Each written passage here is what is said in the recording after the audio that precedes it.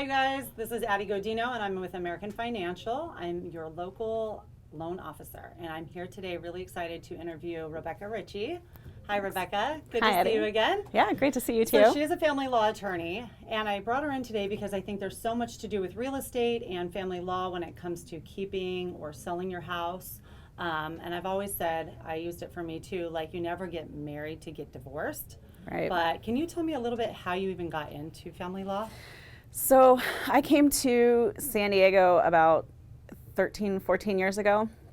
Went to law school and I was working in a veterans clinic and a lot of it was family law. And so I really enjoyed helping not just veterans, but helping people in their personal lives. We're often called counselors by the judge. I was going to say that, aren't you more like a therapist than doing family law, right? Absolutely. And I actually enjoy that aspect of it. I like working with people in their personal lives and helping them solve their issues, not just legally, but kind of all-encompassing. So I think that's why I like family law. And also, you know, family law litigants really do need a neutral person who's going to look at them and look at their situation and come at it very objectively. Yeah, instead of emotionally, right? Right. Yeah, you're emotional, Yeah. you know? And I've been really good at being able to kind of compartmentalize and keep that objectivity with my clients. And so having that trait has really made me excel in this area. So what would you say like your pros and your cons would be like to keeping a house? Because I mean, you buy a house and you think, you know, you're going to be in it with your kids or just marriage and everything, and then it falls apart and one maybe wants to keep the house or makes the other sell, or what's your take on that? Yeah, so when I started practicing in 2009, we know what the market looked like, and so nobody wanted the house. Yeah, I feel like right. So then it was more like, how do we get rid of this house without going underwater? But really, so that's more market conditions considerations, but legally, you have to look at if you really want to stay in the house and you buy out your spouse, you keep everything that house has, which includes if there's liens on the title, if there's issues with the roof that you don't know about, termite damage. So I always recommend you do the normal course of inspections, title searches, and everything you would do as if you were selling it, even if you're going to keep it, because you want to know what you're getting into. Just keep it all. Yeah, I mean, I get that you keep maybe the roof or what have you, but all the liens and everything, huh? Yeah, exactly. If there's a lien on there that neither of you knew about, or maybe your spouse was out garnering debts, and so there's liens on there that you didn't know about. And could you save the house? Let's say you wanted to keep the house, but you can negotiate those things? Absolutely. Or no? Okay. Yeah. Everything's negotiable? Yeah, everything is negotiable.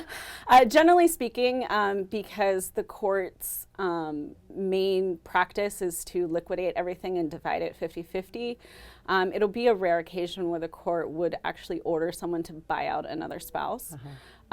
So there's not a whole lot of actual statutes and laws around, well, do we discount it with the fees we'd have to pay a real estate agent if we were going to sell it? Like if I'm going to keep it, do I get some kind of deal on that because I'm going to have to pay those fees eventually? What about capital gains taxes? When I have to sell it down the road, I'm going to be stuck with all those capital gains, and I only get $250,000 deduction instead of $500,000 deduction because now I'm going to be single.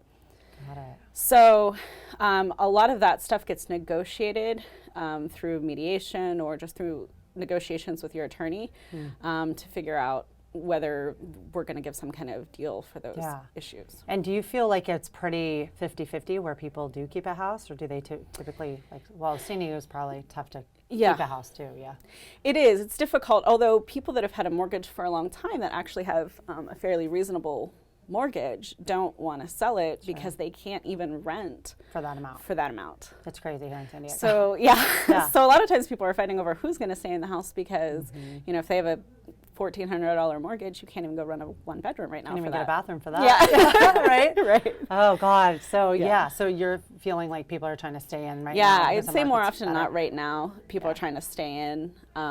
You know, but people that are either moving on from San Diego, we have a lot of military here. You know, they're more than happy to put their house on the market, get their equity out of it, and move on before the market changes. Well, you guys, if you have any questions, I would get a hold of Rebecca. She's great, and she can help you through any kind of family law and knows the rules with real estate. Thank you so much for coming, Rebecca. Thank you for having me. And we will talk to you later. Thanks, guys. Bye.